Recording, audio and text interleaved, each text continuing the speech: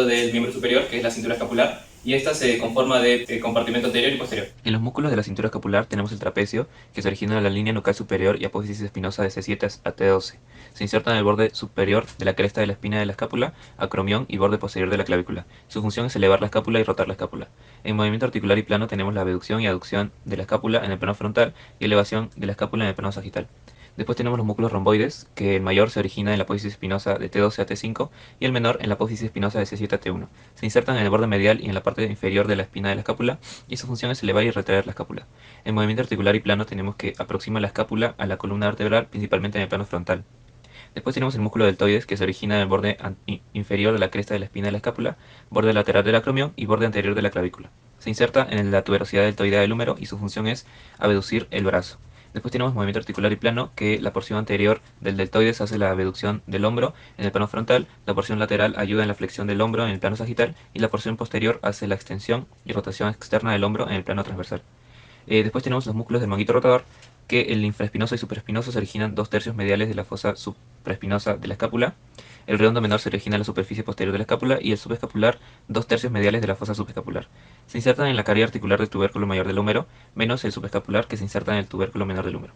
Después tenemos la acción, que el supraespinoso inicia la abducción del brazo, el infraespinoso y redondo menor hacen la rotación externa del brazo y el subescapular hace la rotación interna del brazo. En movimiento articular y plano tenemos que el supraespinoso hace la abducción en el plano frontal, el infraespinoso y redondo menor hacen la rotación externa en el plano transversal y el subescapular hace la rotación interna en el plano transversal. Ahora proseguiremos a hablar sobre el segundo segmento del miembro superior, que es el brazo. En este punto vamos a ver dos compartimientos: compartimiento anterior y compartimiento posterior. El brazo tiene el compartimiento anterior. En el compartimiento anterior encontramos como primer músculo al braquial. Este se origina en la cara anterior de la mitad distal del húmero. Este se inserta en la apófisis coronoides y la tuberosidad del cúbito. Su acción es la flexión del antebrazo. El tipo de movimiento es la flexión del codo y su plano en el que se localiza es el plano anterior. En el segundo músculo tenemos al coracobraquial. Este se origina en la apófisis coracoides de la escápula. Su inserción es el tercio medio de la cara medial del húmero. Su acción es flexión y aducción del brazo. El tipo de movimiento es flexión del codo y el plano en el que se localiza es el plano anterior del brazo. Seguimos con el bíceps braquial. El bíceps braquial tiene dos cabezas. Una es la cabeza larga, que se origina en el tubérculo supraclenoideo de la escápula, y la segunda, que es la cabeza corta, que se origina en la apófisis coronoides de la escápula. Como segundo compartimiento tenemos el compartimiento posterior. En este compartimiento tenemos dos músculos, el tríceps braquial y el anconio. El tríceps braquial se origina en la cara posterior del húmero, superior al surco del radio medial.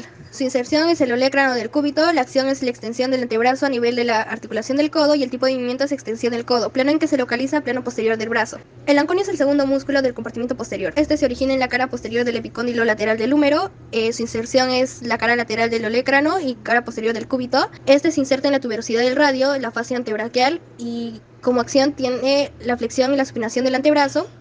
El tipo de movimiento es flexión y en el plano en que se localiza es en el plano anterior del brazo. Y ahora vamos a abarcar el tema del tercer compartimiento de los músculos del miembro superior. Así que vamos a hablar acerca de los músculos extensores y flexores del antebrazo. En el compartimiento anterior del antebrazo vamos a encontrar músculos asociados con la muñeca, específicamente con la flexión de esta muñeca. Primero encontramos el flexor cubital del carpo, el palmar largo y el flexor radial del carpo. Todos estos músculos van a ayudar en la flexión de la muñeca. Ahora, en el plano intermedio podemos encontrar al flexor superficial de los dedos. Encontramos el flexor largo del pulgar, que como su nombre le indica va a flexionar el pulgar, y también el pronador cuadrado, que su principal función va a ser la de la pronación. Ahora hablaremos del segmento de la mano, el más distal del miembro superior. Esta abarca desde la articulación de la muñeca hasta la falange distal de los dedos.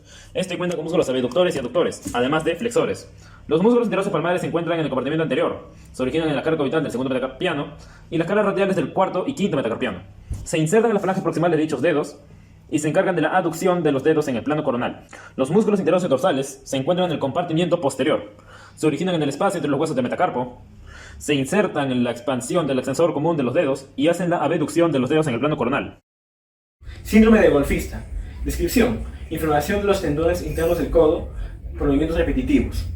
Tratamiento: reposo, fisioterapia y medicamentos analgésicos. Prevención: ejercicios de fortalecimiento y una técnica adecuada en deportes.